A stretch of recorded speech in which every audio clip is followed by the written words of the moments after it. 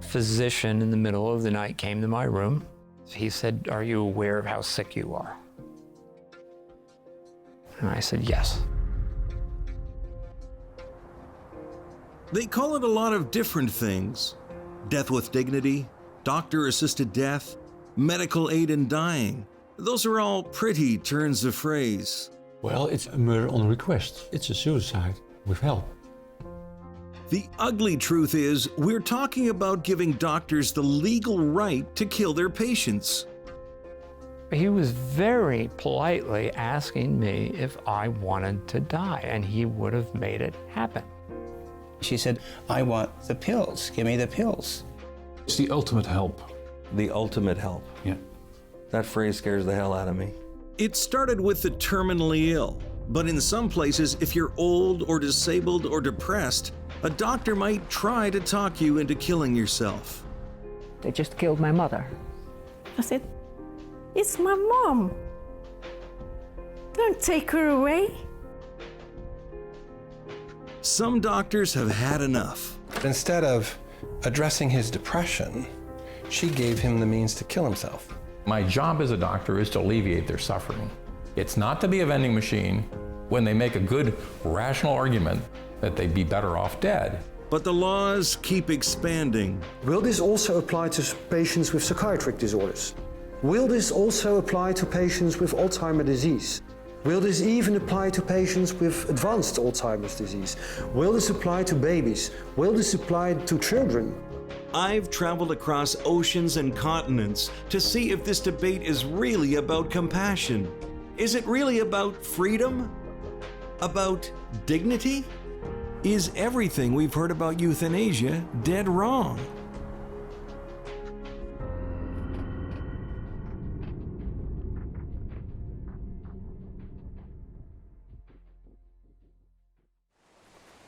My name is Kevin Dunn. I worked in media most of my life. It was my father who got me hooked. He worked in television back in the early days. A few years ago, Dad was diagnosed with colon cancer. The treatments were almost as bad as the disease. Dad's worries about his illness and concern about becoming a burden made me wonder. Now that assisted dying laws are legal in this country, what are they really saying to people with a terminal illness? And now that doctors have the legal right to end the life of a patient, what is this saying to the House of Medicine? And how do these laws affect society over time? It's impossible to miss the news reports about patients asking for help in dying. They're heartbreaking stories. But is there a side to this issue we haven't heard yet? Where does it end? And have we gone too far?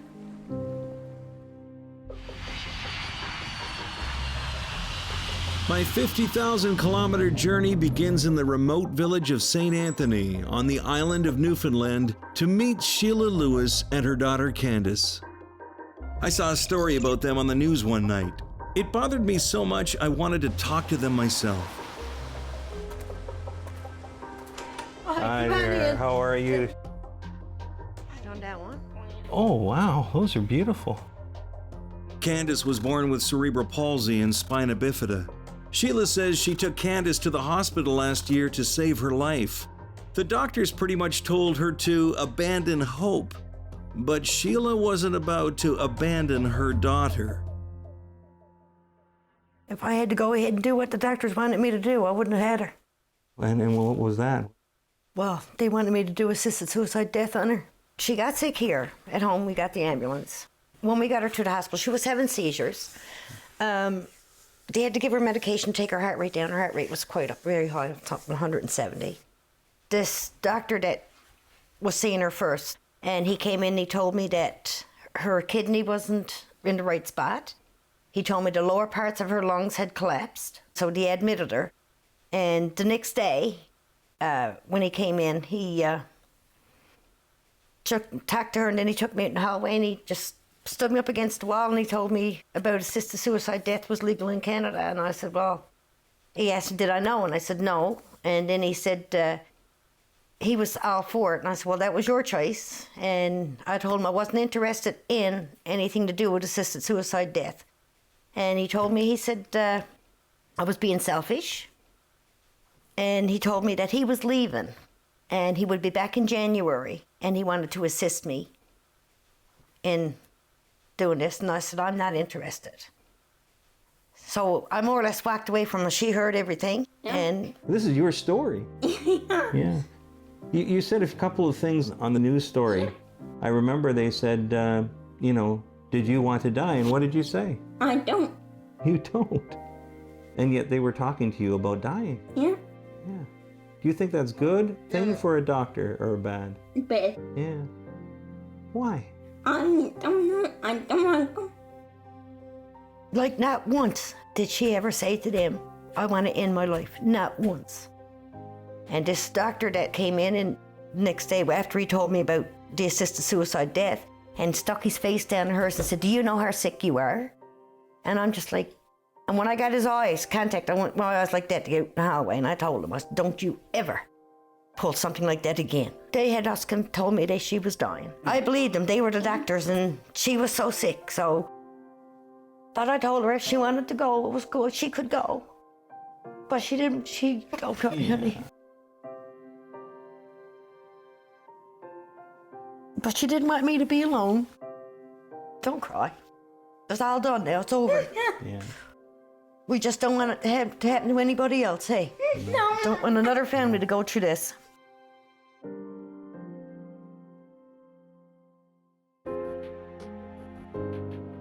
In the first years after Canada passed its medical aid in dying law, nearly 2,000 people chose to have their life ended by a doctor. Candace and Sheila's story made me wonder how those choices are really being made. The way society looks at death is changing. We've even sanitized death. We make jokes about it, make movies about it. Video games let players put people away as if they were rodents. One might argue that we have become so desensitized by the culture that even human life and death have become matters of personal choice. As of 2018, lawmakers in 5 countries and 6 U.S. jurisdictions have legalized doctor-assisted death. Proponents argue that people should have the right to choose the way they die. Critics say that choice is an illusion and a recipe for elder abuse and coercion when people are at their most vulnerable. It's under debate in almost every country in the world, and the United States is at a tipping point. So, what lessons can be learned from countries who have already passed assisted dying laws?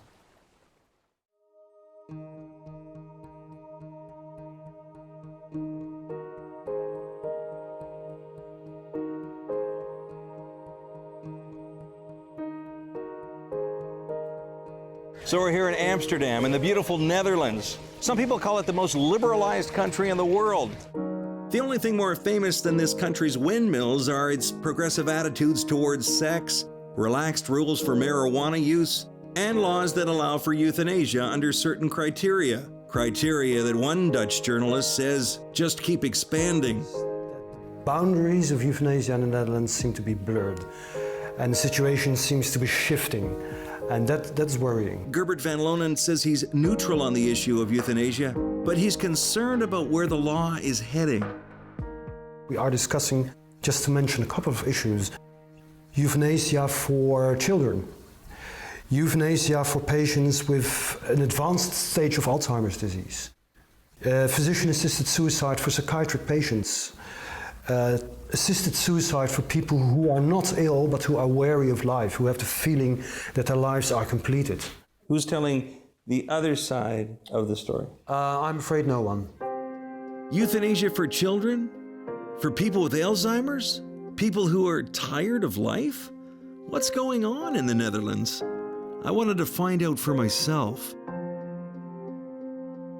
Robert Schurig is a family physician. When we interviewed him, he was serving as CEO for the NVVE, or the Voluntary End of Life Society, whose website asks, do you have a death wish? What you have to understand that in the Netherlands, we're very liberal. And we think it's your life, you have to decide upon your own life. According to the NVVE website, They have 165,000 members, and their numbers are growing. It's Holland's assisted suicide lobby group. 200 years ago, you wouldn't have needed the discussion about euthanasia because everybody would have died already. It's true, people died earlier centuries ago, but euthanasia isn't a new idea. The original Hippocratic Oath, written more than 2,000 years ago, specifically forbids doctors from administering poison even when asked to do so. And in the Netherlands, they've been talking about euthanasia for nearly 50 years. In 1973, a doctor ended her elderly mother's life. She could have been charged with murder under the law, but she was given no jail time. In the 1990s, Dutch lawmakers got in on the discussion. We had one member of High Court who said, well, whenever someone reaches a certain age, they should have a last will pill available to take their own life. That was here in The Hague when Supreme Court Justice Hugh Drion first introduced the idea of a doctor-assisted suicide for people over the age of 70. In 1991, Dr. Boudewijn Chabot made history by giving a lethal dose of medicine to a patient who wasn't suffering any terminal medical condition. Many know you as the pioneer, if you will, of euthanasia here in the Netherlands. Does that title strike you strange? I've got used to that, and in fact, in 1991, this was an exceptional thing to do, as there was no law in sight. 10 years before the law, this woman came to me asking for a physician aid in dying. I dislike the word euthanasia. I prefer the PAD thing. And she was a 50-year-old, healthy social worker with many friends, but she had lost her 2 kids under dramatic circumstances. The one by young cancer disease and the other shot himself after his first love dropped him. And so after that she didn't want to live anymore. In terms of today, we would call this purely existential suffering. Dr. Chabot consulted 4 psychiatrists who were split on what to do. 2 said she should be given therapy. The other 2 said there was no cure for a parent's grief. I came to her house, we had, with a friend, a GP, a personal friend, and she was together with her best friend, a woman, and I handed her the drink, saying, I hope you'll flush this through the toilet now, because you don't have to proceed because I'm now here. She said, oh no. And she went on her bed, we were sitting next to it, and she was very happy to drink it, and then she died within half an hour in the arms of her best friend. And what was the verdict in the end? Guilty without punishment, which is very special for your country, I guess, because if you're guilty, you should be punished. So the law was clearly being broken, but public sentiment was clearly shifting. These and other cases paved the way for the Euthanasia Act of 2002, which came into effect to regulate the ending of life by a physician at the request of a patient. Have you had people come to ask you for euthanasia? Yes. Have you performed euthanasia? Yes. Robert Jonquier is a retired Dutch family doctor who is now executive director of the World Federation of Right to Die Societies. He admits that the reason people are choosing to die is changing. When we started in the Netherlands, our law, our euthanasia practice and our law, 85 to 90% of the cases were terminal physical situations. We have developed the last 15 years a situation where it became more and more clear that it was not about termination of terminal illness, but it was termination of suffering. And you can suffer of many things. You can also suffer from psychiatric situations, from existential situations, from dementia or whatever. I mean, But doesn't that scare you? Doesn't it like to me it scares me. It scares me to think that it's going to keep on moving and moving and moving.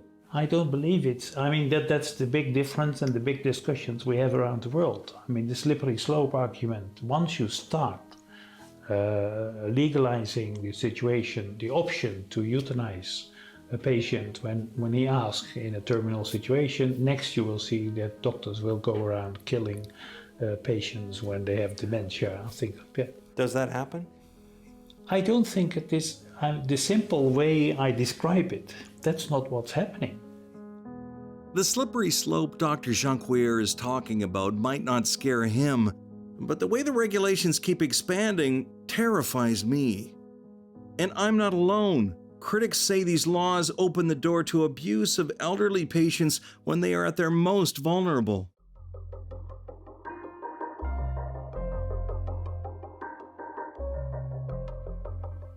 My mom, if she had been left in hospital without me visiting her and fighting for her, she wouldn't be here. When somebody wanted to give up on you, you didn't give up. I'm not. My mom is 94 years old. She had a slip and a fall, and she was taken into hospital. And the only thing that appeared wrong with her was that she had an infection. Within the first day, she responded very well to the antibiotics. She started to improve. But she had increased her pain enormously, and there was nothing to do about it except to administer morphine. And so they said, well, we suspect maybe she's got something wrong, a blockage or something. The discussion at the time was, well, yeah, you know, we have a lot of things we have to do, and we don't know if it's worth it. Because of this supposedly blockage, they stopped to feed her, and they stopped administering water.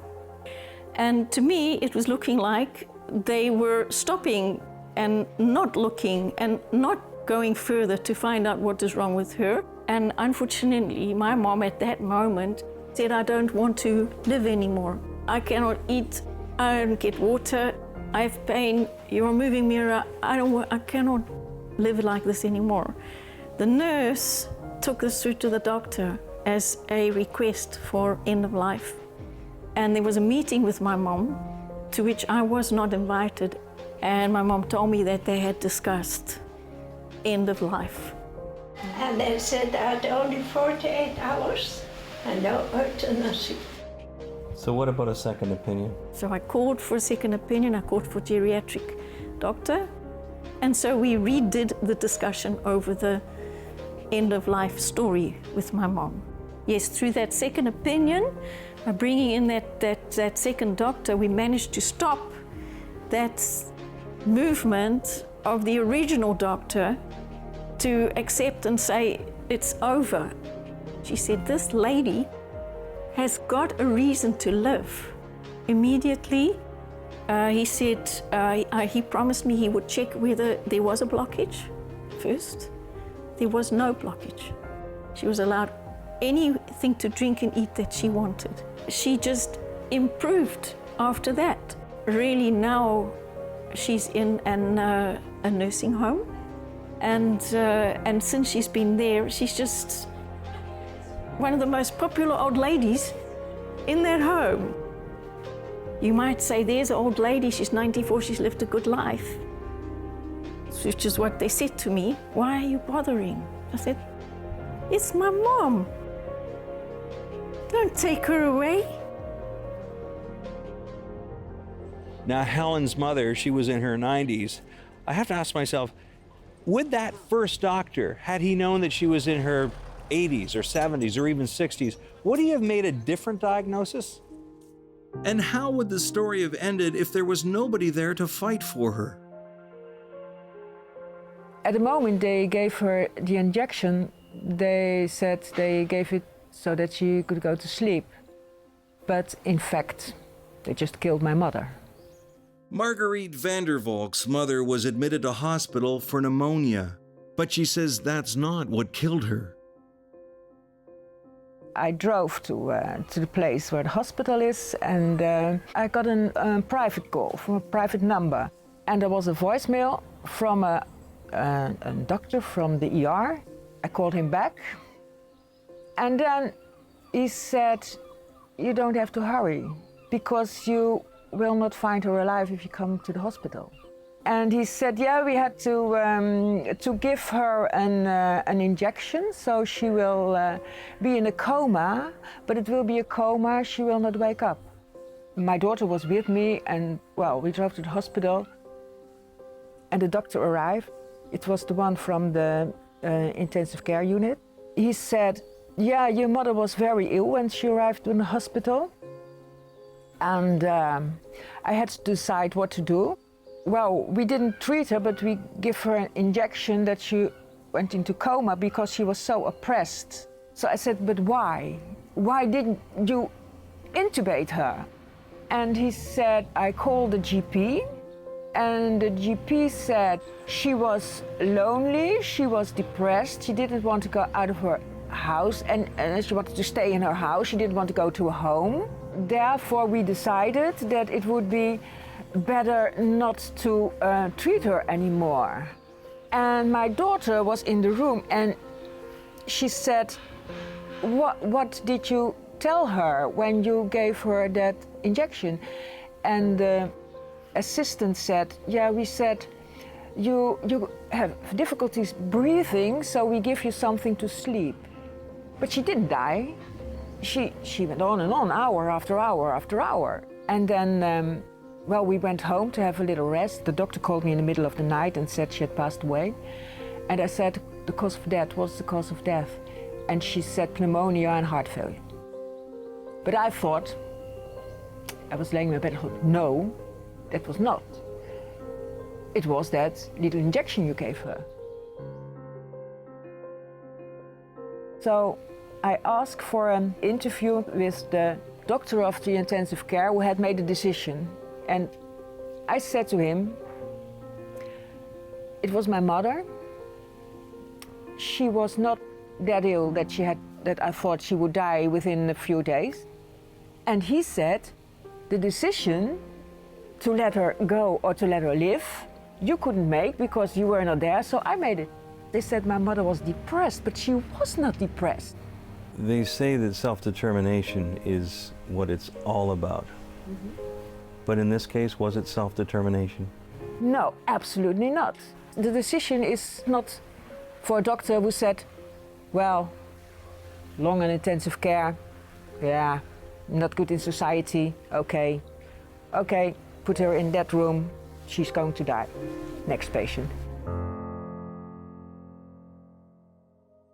Some politicians in the Netherlands are wondering if the country's laws are becoming more dangerous than the diseases.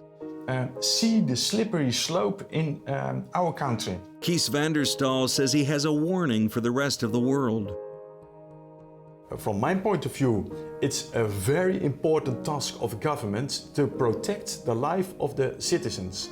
And what we now see is undermining of the rights of life, undermining of vulnerable people, or medically fragile or socially vulnerable, that it's no longer evident that their lives is worthy. You had this law in 2002, the law that was passed.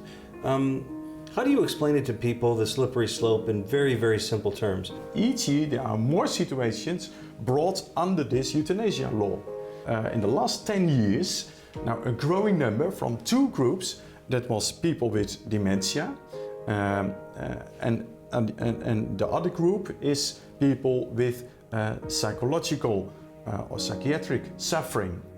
That's not at the end of their life, but it were two categories that are expanding now.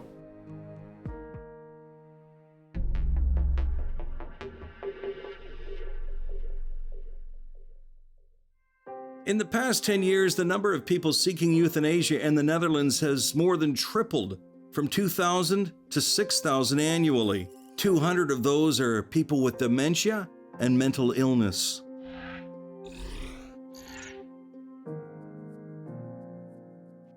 Euthanasia now represents 5% of all deaths annually here in the Netherlands. Now, this doesn't seem to bother Dr. Chabot, who is the pioneer of euthanasia here, although he does fear the genie is out of the bottle. We do slide down with demented, brain diseases and psychiatric cases. Over 2016, these two groups together were 200 of the 6,000. That's small. That's always the argument the review committee says, "Won't worry, Mr. Chabot, it's only 200 cases and we do 6,000. What is the percentage? It's less than 2% or so." So that's the way they reassure the public.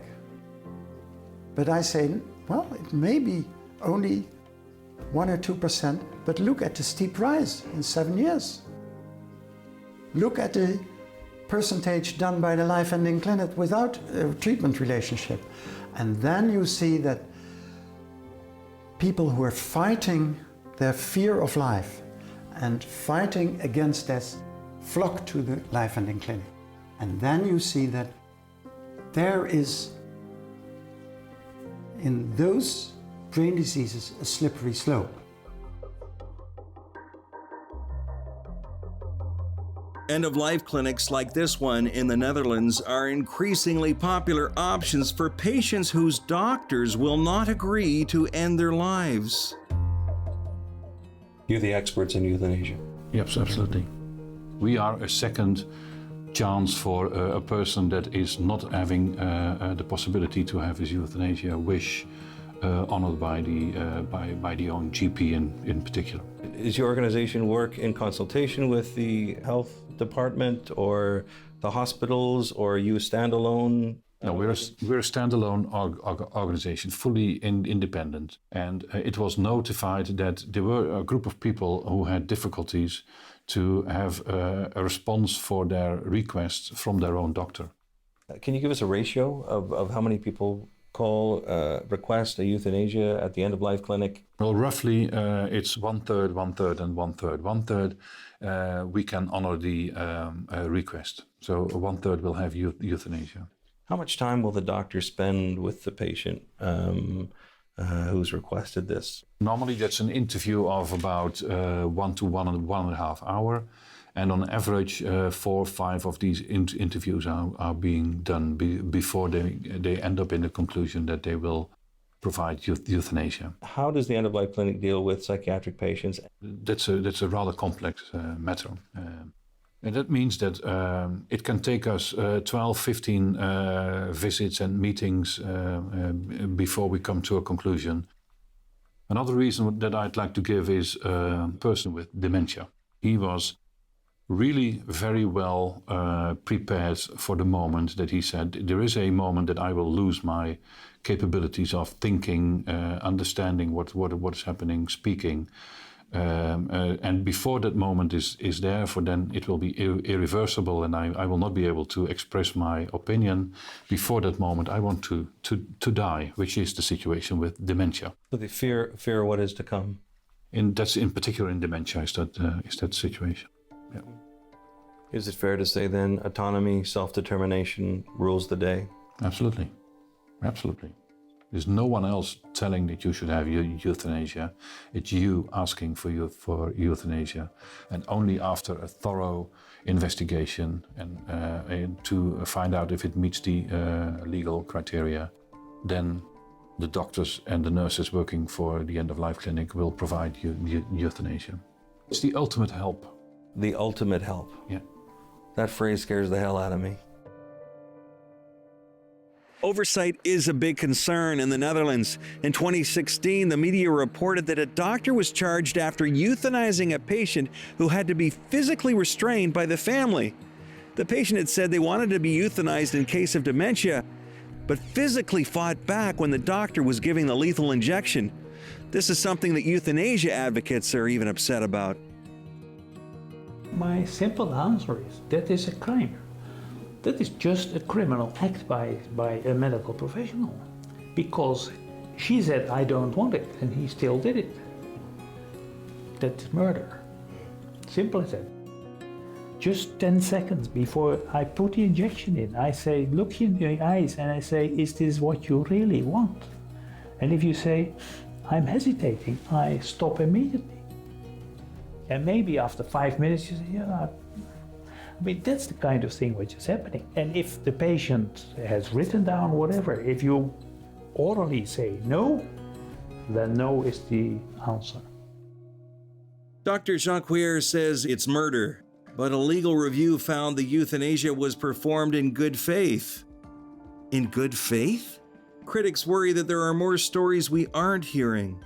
What we see is that there are more situations that there was a declaration of their will to have euthanasia when they should have problems with dementia later on in their lives. Sometimes the people are indeed given something in their applesauce or in the coffee to make them quiet and then to give the deadly injection.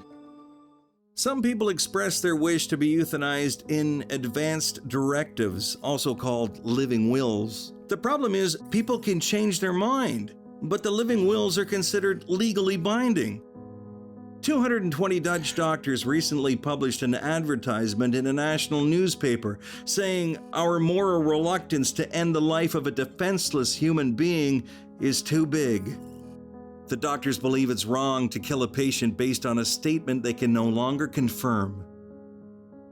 Rob Bruntink is a journalist covering palliative care in the Netherlands. He says what terminal patients are looking for is comfort and compassion, not a way to kill themselves. They have this written will or advance directive about euthanasia, but when it comes to a certain point, their wishes to have this euthanasia doesn't exist anymore when they feel the care and the attention and love and warmth that people can give to a patient in a hospice. He says euthanasia is increasingly becoming a catch-all solution for problems society would rather not tackle. Because you have to talk about all those things like difficult stuff, hope, suffering, a lot of nasty symptoms. Euthanasia is kind of a clean subject. Well, you suffer, well, we can end it. Well, cool, let's do it. So I guess that's one of the reasons why we talk a lot about euthanasia and almost nothing about palliative care in general. But despite the concerns, euthanasia is becoming more popular and more accepted in the Netherlands. And there's no better proof of that than the annual Week of Euthanasia, organized by the NVVE Voluntary End-of-Life Society. Most people come to Amsterdam for a holiday. I'm here for Euthanasia Week. I've never understood this Euthanasia Week. It's very odd in my view, but it's every year Euthanasia Week is being organized by the Right to Die laws or the Dying in Dignity Association in the Netherlands. And most of the time what you see is documentaries on television of proponents of euthanasia. So every year there are new documentaries where euthanasia tends to be depicted in a very positive way. Is it news or propaganda? It's propaganda, yeah, sure. We talk about euthanasia for about 30 years already, almost daily. So we don't need a week of euthanasia in Holland. We have almost 51 weeks of euthanasia. Maybe we have 1 week of palliative care. Euthanasia Week held a symposium specifically for people under 40 years old. Under Dutch law, anybody over 16 can ask for euthanasia, and under certain circumstances, they will consider it for children as young as 12. And under the Groningen Protocol, even newborns can be euthanized under certain criteria. One of the big reasons why we came was this youth symposium hosted by the NVVE. I'm going to read you a little piece from their advertisement. It says, euthanasia and young people is not an obvious combination. Therefore, keep NVVE youth on your calendar this year for another symposium. Why is it important to get the young people involved in this debate? Because young people have, in several ways, to deal with end of life. Their grandfather, grandmother sometimes passes away, so they have questions about euthanasia or assisted dying. We don't promote people to take everything into their own hands, but whenever they want to, we provide them with information what's the best way to do it. One of those young people who came to the conference is Aurelia Brouwers. She came to the symposium because she wants to die. So, Aurelia, what is today all about? Why is it important for you to be here today? I'm very interested in euthanasia, and I have severe psychiatric problems, and I want to have euthanasia because I have problems for about 13 years. And I have a death wish for about 6 years, and I've tried to get euthanasia for about 4 years, and I don't get it. You don't get it. And I just want to fight for it. And I even go so far to get into politics, to fight for a better law for all patients for all psychiatric patients, to get a better chance to get euthanasia if they are not treatable anymore. We've just met. We've connected. You and me. We've connected. Yeah. And you seem happy. I mean, smiling. But that's the problem with psychiatric patients. Yeah. Most of them seem happy. Yes. And so most people, most doctors, they think, oh, they look happy. So we don't give them euthanasia, but you don't know what happens when they got home. Right. Then maybe when they go home, I go to the bathroom, I get a knife, and I cut my skin out. And what if tomorrow they said, we're going to give you as much support as you need, and we found a cure, we've found something. Would you change your mind? I don't think there is any cure for me left. No hope? No, I don't believe there is any. I have to ask the question, who has failed her? Has the healthcare system failed her? I can't help but think of her and just see how beautiful she is. I want to give you a big hug. You may. Okay, good. Because, you know,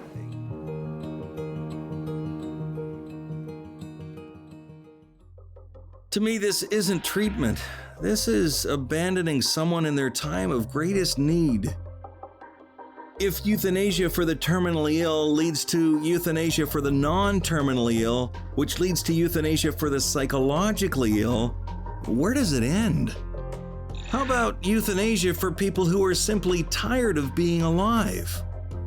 in fact, right now in Parliament, they're discussing a new law that would allow completely healthy people who are tired of life to end their life with the help of a physician.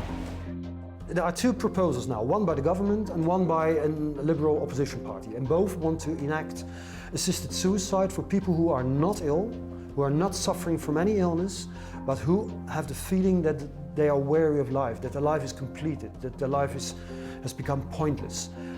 The one proposal is of a party who say this should be only elderly people should qualify for this kind of assisted suicide. The other proposal says no, there shouldn't be any age limit.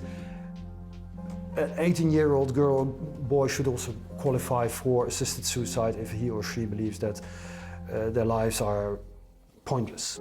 In the Netherlands, they call it the completed life. The discussion about completed life is about relatively healthy older people who are just tired of life. Dr. Els van Wijngaarden is a postdoctoral researcher in the Netherlands. She's a neutral investigator who has written a book called Ready to Give Up on Life. It's a different discussion because it's not about medical grounds anymore. Many of the people she interviewed for her book wanted a better life, but had given up hope of it ever happening. A lot of people talked about, for example, the pain of not mattering anymore, not being needed anymore, feeling redundant, being a burden to other people. The study found that the participants' wish to die had to do with everyday realities such as fear, sadness, loneliness, and depression. There was a strong desire to feel valued and appreciated. If death seems like the only logical solution for these otherwise healthy people, What did the study propose? It is very important to really listen, in a non-judging, open way to people, to provide a kind of accepting climate, how to say, have really an accepting attitude towards their stories so that people really feel recognized. We asked euthanasia advocates who would qualify for the completed life under this proposed law. People who are wary of life might have some problems with hearing or seeing, but they don't qualify for the medical diagnosis involved in the euthanasia law. We noticed that these elderly people who were wary of life didn't get their wish to have euthanasia granted with the physicians, only when they had severe complaints together with growing old, like a lot of pain with joints, etc., and incontinence. Arthritis? Failing vision and hearing? Incontinence? Aren't these fairly normal aspects of growing older? Are these now becoming the rationale for a life not worthy of living? If that existential suffering is worse enough, and you say, I don't want to do that, and you can convince me, and I have no options to make it better, then you actually comply with the criteria. But why is he coming to the doctor if it's not a medical problem? Because the doctor is the only one who has the key to the cupboard where the right medication is.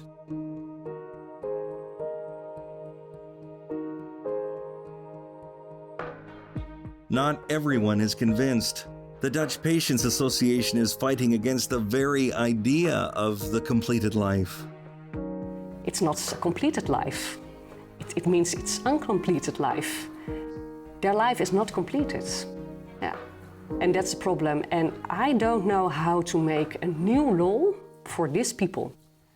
I'm very afraid what it will mean for people, for elderly people. Because when we should have such kind of law, all people are thinking, well, when this is possible, what does it say about my life, the worth of my life? It would be terrible. The completed life is an awfully sanitary way of saying somebody deserves to die. Language is critically important in this debate. Look at the title of this book, originally published in 1920, Allowing the Destruction of a Life Unworthy of Life. The book advocated euthanasia for the elderly, the mentally ill, and the disabled. The book was a guide for the infamous T4 program, a designation for anybody they thought deserved to die. Many did die. Is that where this is going?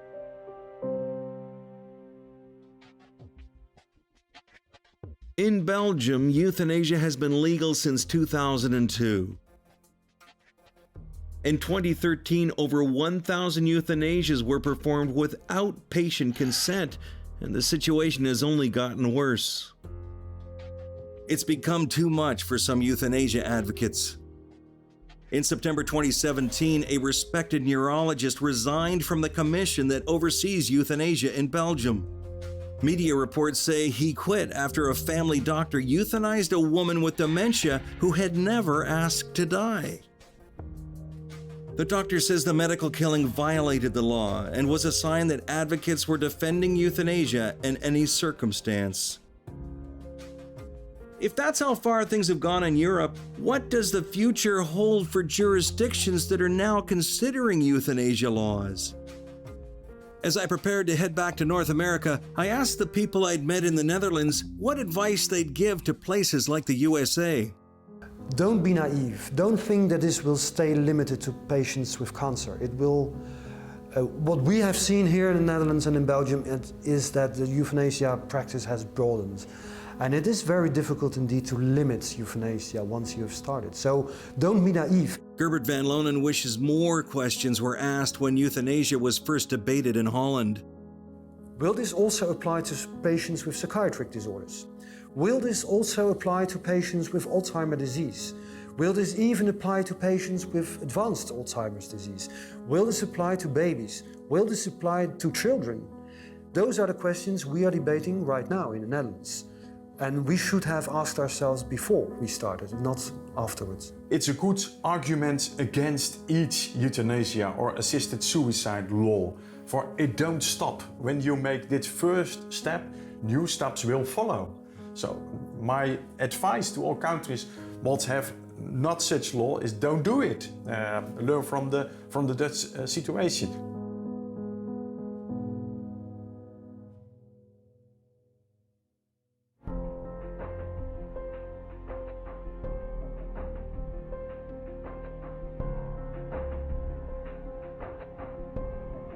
The next front line in this life or death battle is the United States of America.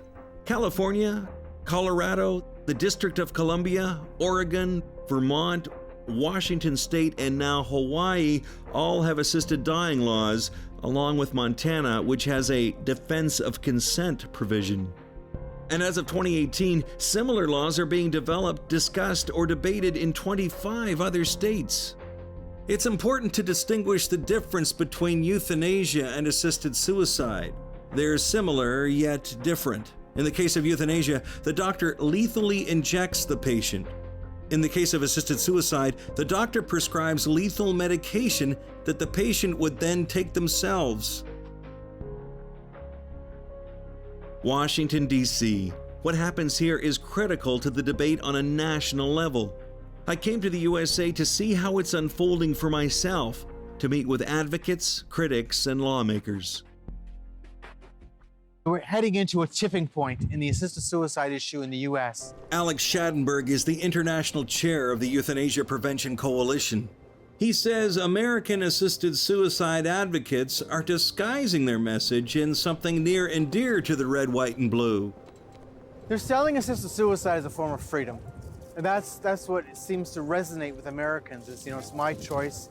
I can do what I want. It's about the value of life. It's about caring, not killing. Catherine Glenn Foster is a lawyer and a leading voice against assisted suicide in the USA.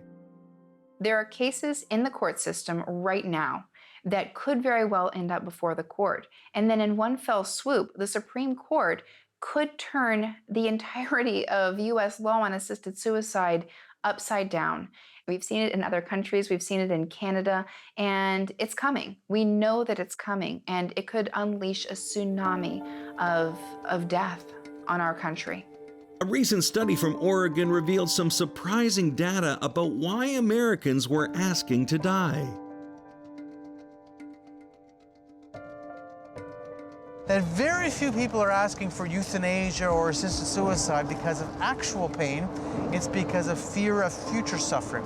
Now we know the assisted suicide lobby, they're telling us people are suffering and we're going to eliminate that suffering. But in fact, we can eliminate suffering without killing people. That's totally possible. The reality is this is about giving doctors the right and law to be involved with causing your death when you're at the lowest time in your life, when you actually need good supports, not lethal drugs. In an Oregon study, participants were asked to rate their reason for requesting assisted suicide. Not one rated their current pain as greater than 2 out of 5. Still, many died by assisted suicide. Of all places to come to the medical profession and say, we'd like for you to specifically douse that flame of life, that is an anathema to the medical profession. If you were just to replace the image of the needle or the pill with the gun, I think that would make a much more vivid picture of something that I think we can agree would be transculturally wrong. Dr. Mark Comrade is a psychiatrist who co-authored and advocated for the passage of the American Psychiatric Association's historic position paper on euthanasia. The APA's ethics board unanimously agreed that their doctors should never prescribe or administer medications to cause death in any non-terminally ill patient. And that if you wish to make that a right rather than a freedom for patients, we will stand in a position of protection of our vulnerable patients, who are already vulnerable to begin with, even before these laws come into effect, and for whom, we sometimes are their only voice. So we will stand in a protective stewardship of their vulnerabilities by at least girding ourselves with an ethical proscription that forbids us to participate in helping our patients suicide. That's not what we do. We prevent suicide. The APA could see from the European experience that the laws have gradually expanded over time. And so that's why to establish a position is a fortification against the future. Besides the American Psychiatric Association, the American Medical Association, the American College of Physicians, and the World Medical Association all reject doctor-assisted suicide. Isn't this issue about people who are in insufferable pain, that are at the end of their life, that they want some relief, and in this case, they want to end their lives. Isn't that what this issue is about? No, not at all. This is an issue that's about making the medical professional more comfortable with killing people. Ann Hansen is a forensic psychiatrist with specialized training in the evaluation and treatment of people with serious mental illness. What this is really about is changing the mindset of the medical profession. And I've heard testimony in legislatures where our politicians, the people sponsoring and supporting these bills, will say words to the effect of, well, doctors will have to be trained, to do this. Doctors will have to become comfortable with, doing assisted suicide. Would you ever suggest suicide to any of your patients? Well, that's my concern, is that physicians will come to approach this as a suggested treatment option. The potential for someone to persuade or to encourage or to guide someone in the particular choice certainly is there, and it could be done. Bill Peace has felt the deadly pull of a doctor's powers of persuasion. The most common reason people with paralysis die are from wounds, meaning a pressure sore. I've been paralyzed for 40 plus years now, and I have only had one wound, and that was in 2010. And it was a massive wound that was life-threatening. One day I looked and I had a red mark on the fatty part of the cheek. I knew I was in big trouble. My life hung in the balance. I had to have a debridement, which is a bloody procedure in which they take all the dead flesh, clean out the wound.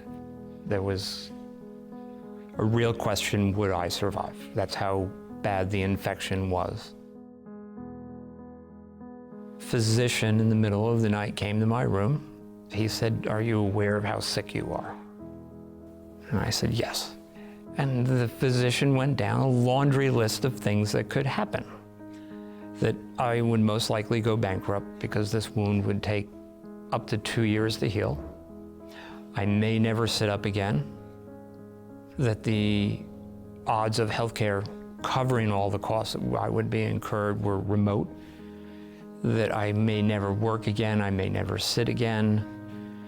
But at the end of this cavalcade, at the middle of the night, he said, the decision to take life-saving antibiotics are yours and yours alone. I can make you comfortable if you decide to forego those life-saving antibiotics. He was very politely asking me if I wanted to die, and he would have made it happen. Bill Peace doesn't think doctors should be in the business of talking patients into suicide.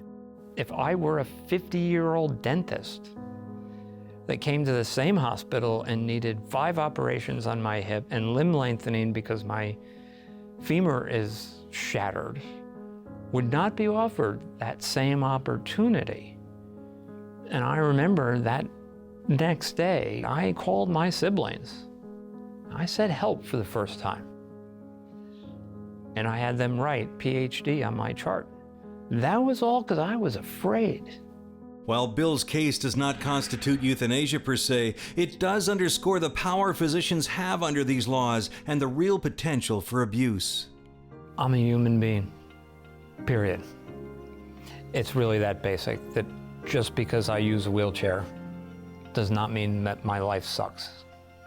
And that's the misperception every time you walk into a medical setting. Your life sucks, you're more work for staff, you're a problem. And that's every person I have ever met with a disability has encountered that sort of bigotry. That when you go to a hospital setting, you're going to war. You're not afraid of medical treatment, you're afraid of the good-hearted physician that's going to independently decide you should die. Critics worry if doctors in the USA are given the right to take a life, things will go exactly the same way they have in the Netherlands. This is about state-sanctioned suicide. This is about giving the government the right to decide who is deserving of death and who isn't. Nancy Elliott is a former elected representative from New Hampshire. She fought assisted suicide laws in her state and now dedicates her time to preventing the expansion of euthanasia laws. It was at the same time this bill came that my husband was very critically ill. He had a heart disease, he had diabetes, he had Parkinson's, he had numerous kidney disease, numerous diseases. And one of the reps, they had put in this bill, this was an earlier bill, and they put in the reasons why you might want to do this. And they had loss of autonomy, loss of dignity, loss of bodily control. And so I asked him, what are you talking about? And so it was really pretty clear that this is what they were aimed at. They were aimed at people like my husband, who, in their opinion, shouldn't be living. He would have been so hurt. It would be like saying, you're a piece of junk, you need to get out of the way, you're taking up space, go kill yourself.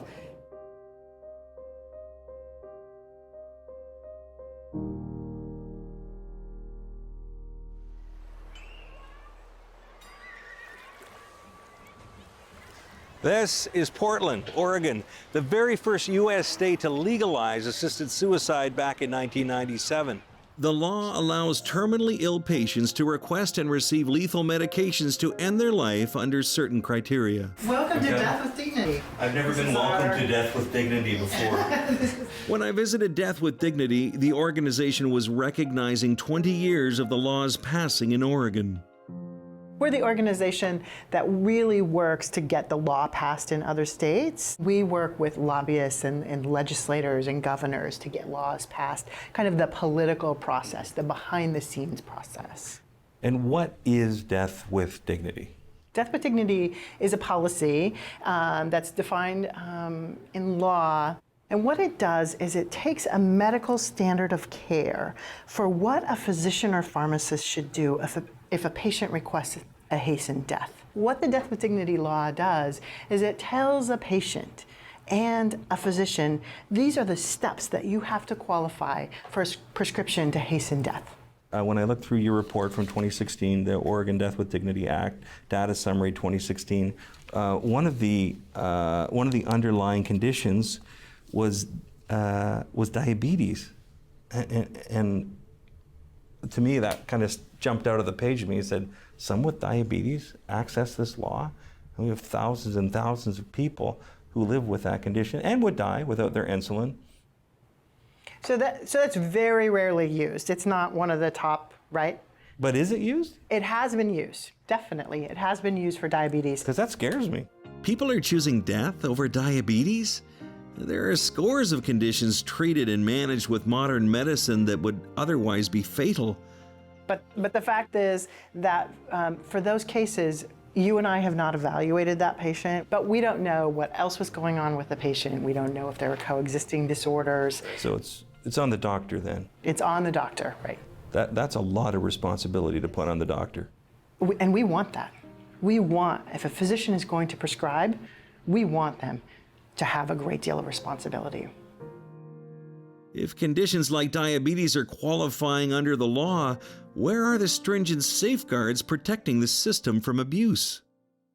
The way the law is written is that two physicians have to evaluate the patient, and both physicians have to come to independent conclusion that the patient has the capacity to make healthcare decisions. If there's anything in the patient's record or anything that is part of the examination that either of the physicians feel like there is a question about whether or not this patient can make healthcare decisions, then the process stops, and the patient has to be referred for counseling, for an evaluation, and for treatment before the law can go forward. That's what the law says, but this Oregon doctor says that's not what's really happening. I had another patient who was diagnosed with a malignant melanoma, metastatic cancer, form of cancer that's got a very poor prognosis. And he was quite depressed because he was an avid outdoorsman, loved to hike, loved to be outdoors, and he was diagnosed and he was seeing his oncologist, and he was quite depressed about it, and she even documented that in his note, and he went to his cancer doctor.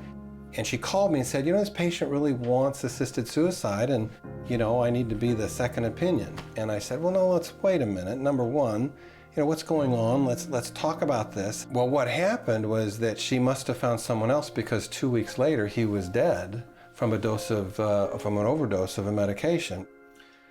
And so my colleague saw a patient with depression, but instead of addressing his depression, she gave him the means to kill himself. You were the second opinion, were you not? I was. And so they went for a third until they got the answer they wanted? That happens all the time here in Oregon. Dr. Charles Benz says there's less oversight for taking a patient's life than there is for taking out their tonsils.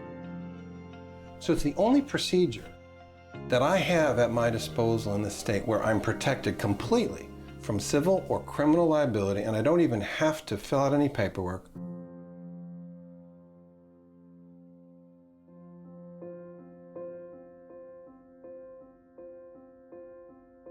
She said, Dr. Stevens, you don't understand. I'm here for the pills. I don't want to go through chemotherapy. I don't want to go through radiation. I want the pills. Give me the pills. When I was arranging interviews with euthanasia advocates, I'd often be asked not to use the word suicide, as they said it was insensitive. In fact, the word suicide does not even appear on the death certificate of a doctor-assisted death.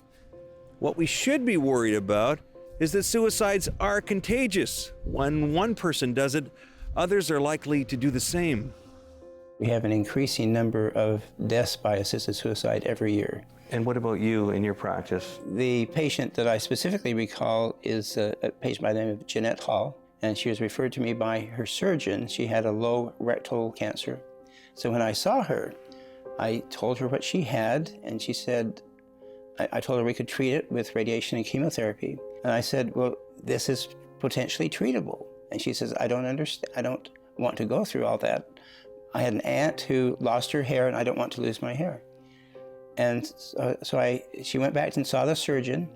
The surgeon told her that if she wasn't treated, that she would be dead within 6 months or a year. The Oregon law says that if your life expectancy is 6 months, you qualify for the law. So I could have written her a prescription for the lethal medication at that time. But she came back, and I talked with her again, and she said, why aren't you giving me the pills? I want the pills. I learned more about her and learned that she had a son. He was going to the police academy. I said, well, wouldn't you like to see him graduate? And that really made her think that, hey, I do have something to live for. She really struggled in her mind as to whether she was going to be treated or not treated. She finally accepted the treatment. It took a few weeks to give. It was not easy. She actually did lose her hair, but the hair grew back. And she was able to attend her son's graduation from the police academy. 5 years later, my wife and I were at a restaurant, and she was there with a friend, and she came over and she said, Dr. Stevens, you saved my life. If I had gone to a doctor that believed in assisted suicide, I would not be here. I'd be dead. Dr. Stevens decided to help his patient find something to live for. But does the language driving this movement seek to comfort or mislead?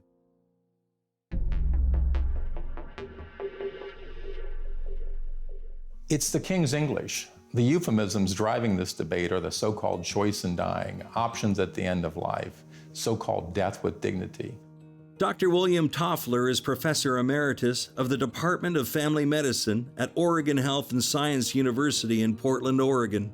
So my wife that died 3.5 years ago of a metastatic leiomyosarcoma of the uterus. We were blessed with 5.5 years of life once the diagnosis of metastatic cancer had been made, which was about 4 times what had been predicted.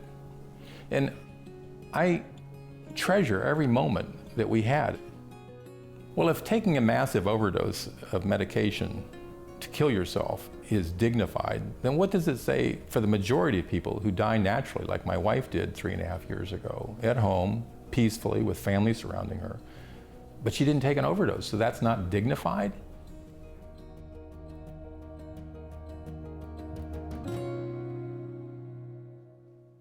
So what assisted suicide laws do is they manipulate people by redefining terms.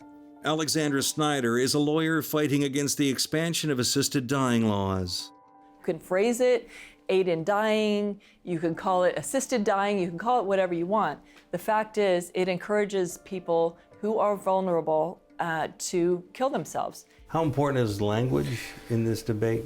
Language is a critical factor here. And as I think a famous person once said, all social engineering is preceded by verbal engineering. So if you can change the words, you can change how people think about it. But it's important to understand what assisted suicide is. Assisted suicide is the direct and intentional ordering of the death by a lethal overdose by a provider, physician. And it's self-ingestion of this lethal medicine, which is a suicide. Well, a typical suicide, if you think about it, is a violent, irrational act. And what death with dignity does is it adds a dignity to the process, it adds the physicians to the process, but this is very different from a suicide in terms of this is a rational act by a person who's dying to control the timing and manner of their death. Critics disagree. They say the only difference now is that a doctor is involved in the suicide of a patient and that language can be fatally deceptive. Language is vitally important in this debate. You know, whether we're talking about assisted suicide or death with dignity, you know, think about the difference between those two phrases. One of them sounds bad, and when you ask a polling question saying assisted suicide, you get one result. When you ask that question with the phrase death with dignity, of course everyone wants dignity. It's a positive phrase. My job as a doctor is to alleviate their suffering. It's not to be a vending machine when they make a good, rational argument that they'd be better off dead. It's like being a lawyer for the defense and the lawyer for the prosecution in the same courtroom. Am I arguing for the health and well-being to extend life as long as is reasonable? Or am I advocating for their early demise because after all, they're gonna die anyhow? And then, by the way, if you don't think that's a conflict of interest, I'm also the judge to decide which argument's the best. And if you're not bothered by that, I'm also the executioner. There are about 200 doctors in the state of Oregon who believe they can keep all that conflict of interest straight. It's a delusion. If society is going to do this, if they believe that situational killing is the right answer for some illnesses, diseases, some points in life, then it should be someone outside of the house of medicine to avoid that inherent conflict of interest. Because after all, up until recently, there is no crystal ball reading course in medical school. And I say up until recently because for the first time in my university, in my department, some of my colleagues were teaching young doctors in training how they go about ending their patients' lives.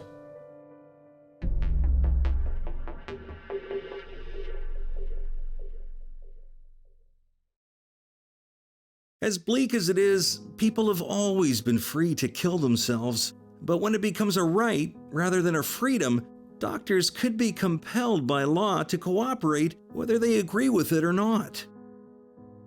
So a doctor who believes in doing no harm, a doctor who believes that they should never be involved with killing their patient, a doctor who believes in providing the best care possible, making sure the patients are well cared for, but never killing them, is now being put into a position where they're being told, well, if you get a request, you're going to have to send them to someone who's going to do this. Well, that's direct cooperation. The final frontier for many doctors is their ability to make a personal choice of whether to assist in a suicide or not. So people that absolutely don't want to participate find the idea of the medical system being involved in physician-assisted suicide so reprehensible that they can't even make a referral. The struggle as a doctor is a lot of us view it as we're servants of the patient. And then you have a law, and there's a tension there. And the question is how far along will a physician go? So will a physician go to the point of writing the prescription? Will the physician go to the point of referring to someone they know if the patient asks them? Will people say, I don't want to have any part of it? And right now, at least in Oregon and in America, people have absolute freedom. That's critical. That is absolutely critical. I feel like that we cannot compel a physician who believes that religion is his or her religion is telling them not to prescribe. I don't know how we could compel them to prescribe. That seems so radically wrong. But if it's a social movement, then isn't that gonna start to creep in, as it has in the Netherlands, as it has in Belgium, as it has in Canada? I don't think so, because as a social movement, those ideas are fringe ideas. It's very hard for fringe ideas to make their way into mainstream in this country. In this political environment, it's not, in 20 years it hasn't happened. There's not been an inch move forward. Peg Sandine says there's no forward movement in the U.S., but in Canada, advocates support forcing doctors to participate in euthanasia one way or the other. In Ontario, doctors who have a conscientious objection must refer their patient to a doctor who will do the deed. If they refuse, they could lose their license. It's called an effective referral. Critics say it's as bad as forcing the doctors to kill the patients themselves. Where doctors are being asked to refer for assisted suicide against their wishes, against their consciences, and against the moral fabric of their entire profession. It all adds up to a deadly diagnosis. The laws are fatally flawed. I've traveled 50,000 kilometers and talked to dozens of people on both sides of the issue. But the story doesn't end there. Remember Aurelia, the 29-year-old woman I met in Holland who wanted to be euthanized due to psychological illness? We maintained our correspondence even after I returned to Canada. In December this year, last year, I got news that my euthanasia request was approved. So it was approved. Yes. Today I got, I can tell you, I got from my pharmacist. I need to anti-vomit medication, and I got them today. I don't think you can see them very well, I think. And what is it, did you say? It's a medication so I don't vomit during the euthanasia. Yeah. And when I got them, I started crying. Yeah. So because no, that is also part of my, because I'm also mourning. Yeah. Because I don't choose to die, I choose to end suffering, and I choose because I know what, if I don't go on with the euthanasia, then I know what the other option will be. I don't pretend to know what Aurelia is going through, but for me, I pleaded with her to change her mind, to continue to seek help, to use the same coping mechanism she's used to continue living, that there's always hope, that the world is a better place with her in it. This would be the last time I spoke with Aurelia.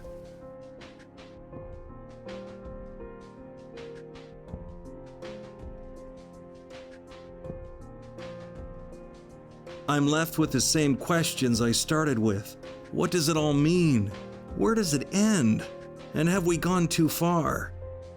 We've seen the law in the Netherlands expand bit by bit, from the terminally ill to the chronically ill to the mentally ill to those who are simply tired of life. I do respect the choice people make under difficult circumstances, but we have failed to find the boundaries, and the boundaries are blurred to an extent that we are shifting all the time. To those people who say it can never happen here, I would say this. I never thought it could happen here in Oregon. Who in their right mind would give their doctors the ability to kill their patients? Who would do that? Don't they see that there's just inherent harm in this strategy? That it could be taken to lengths that they can't imagine? And the laws keep expanding. In Canada, for example, lawmakers and advocates have accelerated the expansion of these laws to catch up with 2 decades of advancement in the Netherlands and in Europe. They're even talking about euthanasia for children. I believe euthanasia advocates are motivated by a false compassion, but I know they mean the words they speak. They hope to end people's struggles with a pill or injection, quick results, on demand. But that's not life. Yes, we all fear the unknown struggles ahead, but we don't abandon people in their hour of need. We give them reason to hope. Our difficulties become the very reason for others to reach out and show what true compassion is. Sheila Elson refused to abandon her daughter Candace when doctors told her to give up hope. Sheila brought Candace home against all odds and even medical advice. She was pretty sick. But they weren't doing any more for her at the hospital than I would do at home. Nurses told me that. Well, she wanted to come home, and in my mind, she was dying. She wanted to come home. Home was where she was going. If she was going to pass away, I wanted her to go in where she wanted to be. She wanted to be home. When Candace got home, something remarkable happened. The whole community rallied around the family to give Candace the care she needed, 24 hours a day, 7 days a week, until she recovered. Candace loves her life, expressing joy and humor, art and music. And a year later, she escorted her twin sister down the aisle to give her away in marriage. I know what we went through. I would not want another family to go through it. After surviving her close call with euthanasia, Helen's mother lived another year, just enough time to meet her second great-granddaughter. Build Peace continues to fight for the rights of the disabled through his blog, badcripple.blogspot.com. If I could do one thing, it would be just to undermine the myth of autonomy, that we have this right to die. No, we don't have a right to die. We have a right to live. Today, I'm taking my dad for a checkup with his oncologist.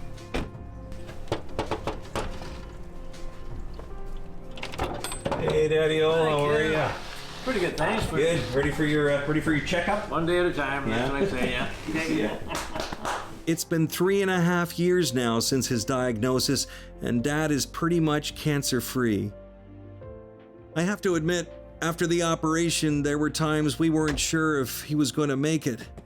But Dad isn't one to give up hope, and that's what this is all about, hope.